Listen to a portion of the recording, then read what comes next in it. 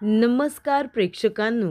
शुभ विवाह या मालिकेच्या आजच्या भागामध्ये इथे आता आकाश आणि भूमी हवालदारांना म्हणत असतात की साहेब प्लीज तुम्ही एकदा फक्त अपूर्वा मॅडमला इथे बोलवा.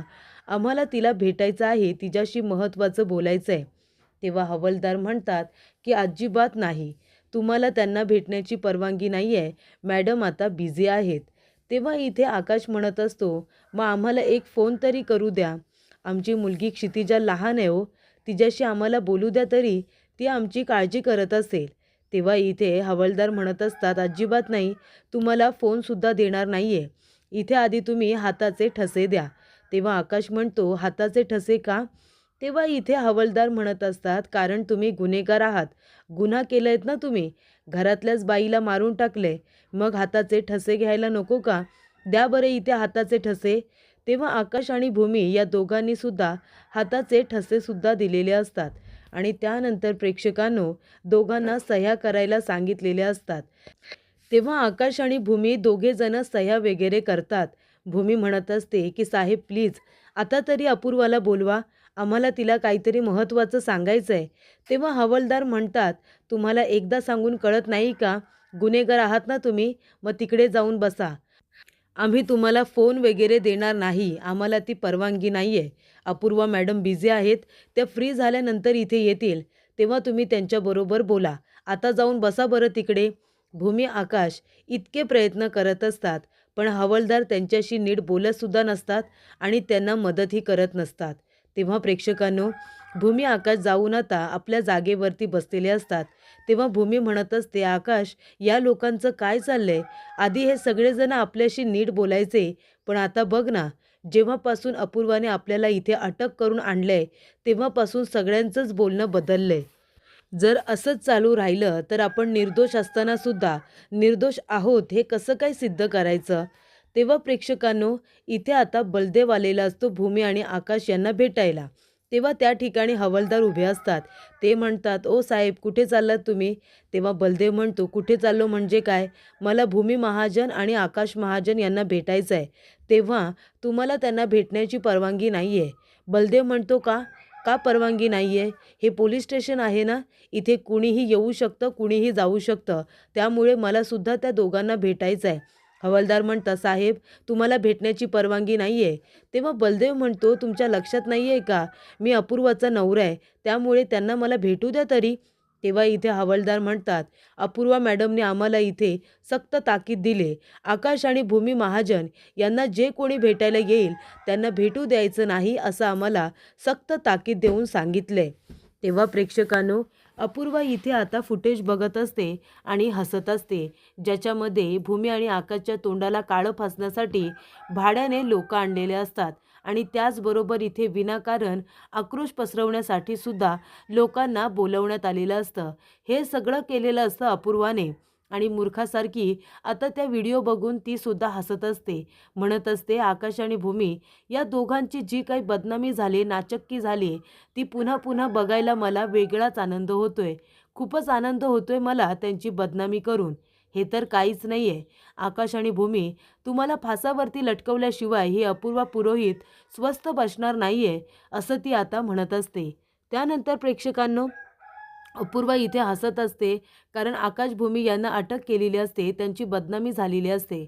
पण इथे आता अपूर्वाला एक गोष्ट माहिती नाही आहे, ज्याची शिक्षा ती त्या दोघांना देऊ पाहते, तो गुन्हा त्यांनी केलेलाच नाही आहे.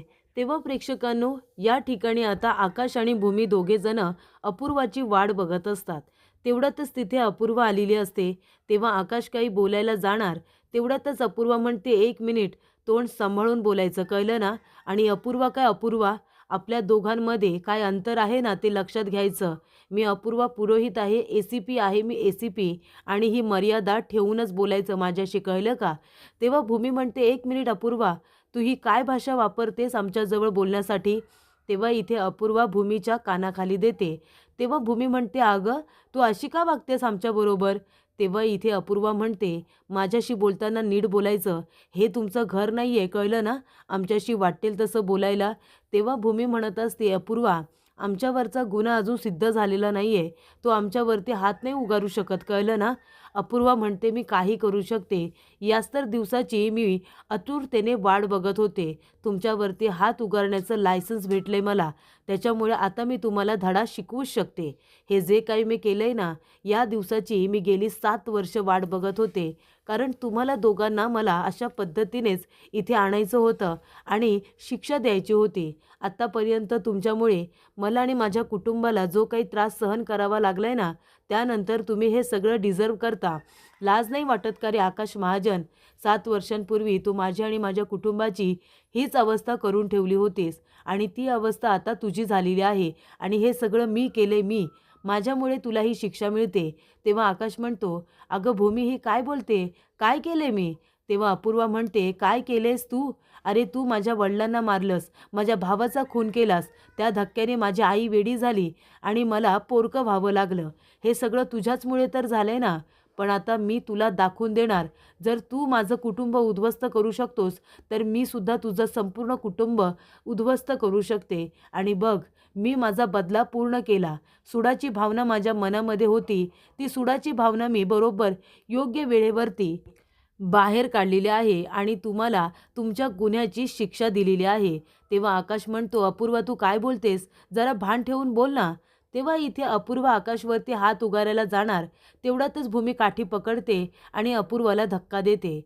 तेव्हा अपूर्वा त्या स्वप्नातून बाहेर आलेली असते. अपूर्वाने स्वप्न बघितलेलं असतं भूमी आणि आकाशवरती हात उगारण्याचं आणि तेव्हा इथे अपूर्वा म्हणत असते, की मला इच्छा आहे लवकरच हे स्वप्न सत्यात उतरवण्याची, पण माझे हात दगडाखाली आहेत. कायद्याच्या चौकटीत राहूनच मला सगळ्या गोष्टी आता कराव्या लागणार आहेत. तेव्हा इथे अपूर्वा आता भानावरती आलेली असते. नाहीतर ती स्वप्नसुद्धा बघत असते, की आकाश आणि भूमी या दोघांवरती सरळ ते हात उगारते. तेव्हा प्रेक्षकांनो बलदेव म्हणत असतो, की "हे काय बोलताय तुम्ही साहेब? इथे माझा भाऊ आहे, माझी बहीण आहे.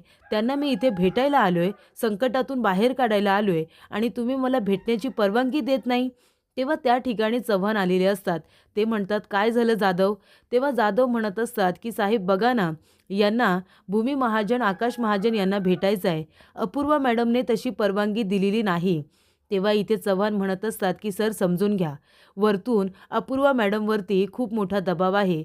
कारण दोघेही त्यांच्या घरातली माणसं आहेत. त्यामुळे अपूर्वा मॅडम त्यांना फेवर करतायत असं सगळ्यांना वाटतंय.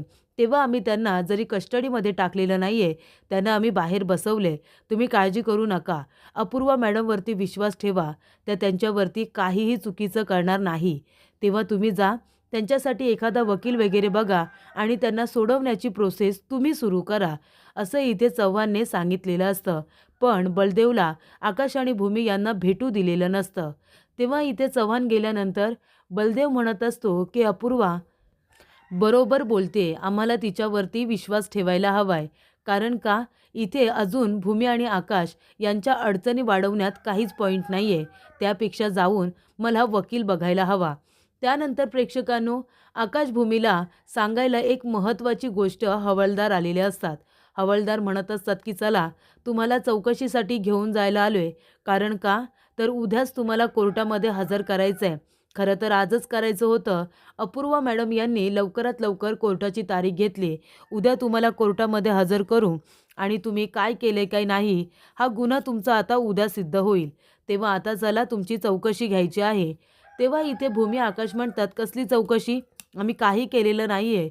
तेव्हा त्या ठिकाणी अपूर्वा आलेली असते. तेव्हा इथे आकाश म्हणतो, "अपूर्वा ती जिवंत आहे." अपूर्वा म्हणते, "काय? काय बोलताय तुम्ही?" तेव्हा भूमी म्हणते, "तो घाईघाईने बोलतोय, पण एक महत्त्वाची गोष्ट तुला सांगायची आहे. रागिनी आत्या जिवंत आहेत, त्या मेलेल्या नाही आहेत." तेव्हा अपूर्वा म्हणते, "जाधव एक काम करा, चौकशी वगैरे होल्डवरती ठेवा आणि आधी एका चांगल्या डॉक्टरला बोलावून यांचं डोकं चेक करायला सांगा, यांची ट्रीटमेंट करायला सांगा." "काय बोलताय तुम्ही?" अपूर्वा म्हणत असते, की "रागिनी पटवर्धन जिवंत असूच शकत नाही, कारण तुम्ही मारलेत तिला."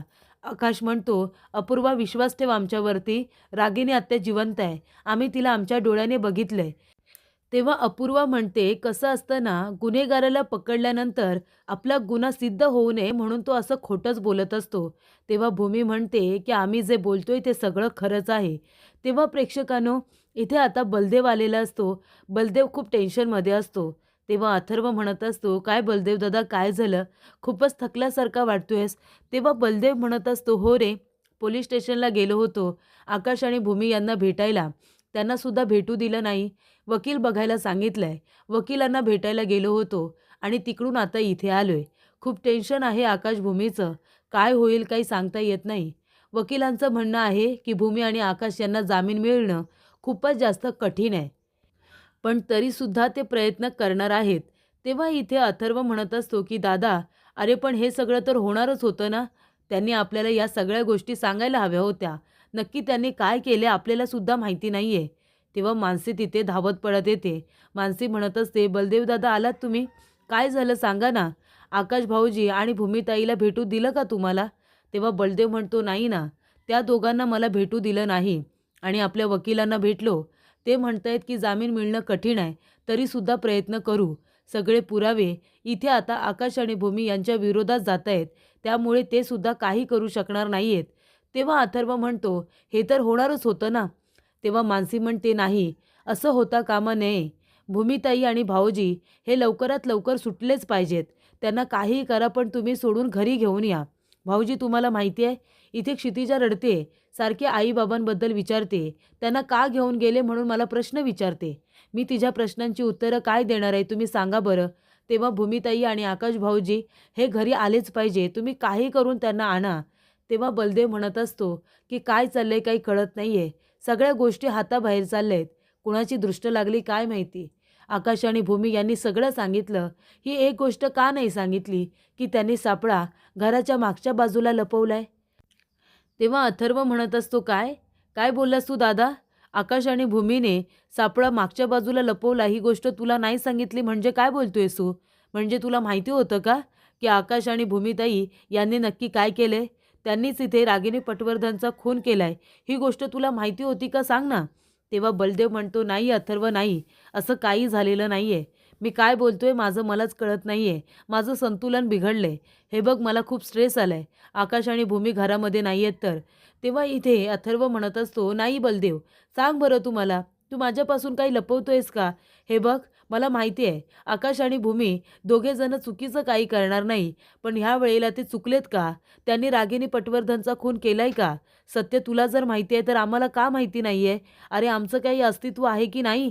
सांग ना आम्हाला सत्य काय आहे ते. तेव्हा इथे आकाश म्हणत असतो, अपूर्वा, तुला आमच्यावरती विश्वास ठेवावा लागेल अगं. आम्ही क्षितिजाची शपथ घेतो, हवं तर आमच्यावरती विश्वास ठेव. रागिनी पटवर्धनला आम्ही आमच्या बंगल्याच्या बाहेर बघितलं.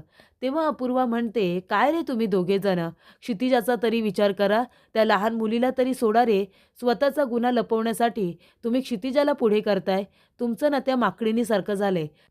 ती माकडी नाही का स्वतःचा जीव वाचवण्यासाठी पाण्यामध्ये स्वतःच्या बाळाच्या खांद्यावरती इथे पाय देऊन उभी राहते, त्या माकडीनीसारखं तुमचं झालंय. स्वतःचा गुन्हा लपवण्यासाठी क्षितिजाला पुढे करताय. तेव्हा इथे पौर्णिमाने फोन केलेला असतो अपूर्वाला. अपूर्वा फोन उचलते आणि फोन चालूच राहतो. तेव्हा इथे भूमी म्हणत असते, अपूर्वा अगं आम्ही खरं बोलतोय, आम्ही का खोटं बोलू? इथे रागिनी आत्या जिवंत आहेत, त्यांना आम्ही बघितलं बंगल्याच्या बाहेर. तू एक काम कर ना, तू CCTV कॅमेरे चेक कर बरं. आपल्या बंगल्याच्या बाहेर जेवढे CCTV कॅमेरे आहेत ना, ते चेक कर, त्याच्यामध्ये तुला रागिनी आत्या दिसतील. तेव्हा इथे अपूर्वा म्हणते, हे बघा, तुमच्या बोलण्यात वेळ वाया घालू नका. तुम्ही लवकरात लवकर तुमचा गुन्हा कबूल करा. तुम्हाला संधी दिली होती ना बोलायला, तेव्हा तुम्ही बोलला नाहीत. आता तुमची वेळ संपली आहे. तेव्हा इथे भूमी म्हणत असते, अपूर्वा अगं विश्वास ठेव, रागिनी आत्या जिवंत आहेत. तेव्हा इथे अपूर्वा म्हणत असते, तुम्ही आधी सांगा त्या बाई कुठे आहेत? आश्रमातल्या बाई गायब आहेत, त्यांचा सुद्धा काही पत्ता लागलेला नाही आहेत. त्या कुठे आहेत ते सांगा. भूमी आकाश म्हणतात, आम्हाला काय माहिती, आम्ही कशाला त्यांना किडनॅप करू? तू रागिनी आत्यांना पकड. हे सगळं रागिनी आत्यांनीच केले आम्हाला फसवण्यासाठी. त्यांनीच त्या बाईंना सुद्धा किडनॅप केलं असेल. त्यानंतर प्रेक्षकांनो पुढील भागामध्ये इथे आता पौर्णिमाने रागिनीला फोन केलेला असतो आणि ती म्हणत असते की आकाश भूमीने तुम्हाला बघितलंय आणि त्यांनी अपूर्वाला सांगितले की रागिनी जिवंत आहे म्हणून तुम्हाला पकडायला सांगितलंय तिने, त्यामुळे आता तुमचं काही खरं नाही आहे. तेव्हा मानसी म्हणत असते, बलदेव दादा ठीक आहे, बाकीचं सगळं तुम्ही सांगितलं ते ठीक आहे, पण आता मला खरं खरं सांगा, रागिनी पटवर्धनचा खून आकाशताई आणि भूमी भाऊजी यांनी केलंय का ते सांगा बरं मला. तेव्हा इथे बलदेव आता गप्प असतं, काय बोलावं त्याला काही कळत नसतं प्रेक्षकांनो. इथे आता एवढी मोठी गोष्ट यांना कशी सांगायची असा प्रश्न त्यांना पडलेला असतो. इथे हवालदार येतात आकाश आणि भूमी यांना म्हणत असतात की हे घ्या, पाणी प्या. तेव्हा इथे भूमी आकाश त्याच्या तोंडाकडे बघतात. तेव्हा भूमी ग्लास उचलून आता पाणी प्यायला जाते. तेवढ्यातच तिच्या हातातून ग्लास कुणीतरी बाजूला फेकून दिलेला असतो. तेव्हा भूमी आकाश त्या व्यक्तीकडे बघतच राहतात.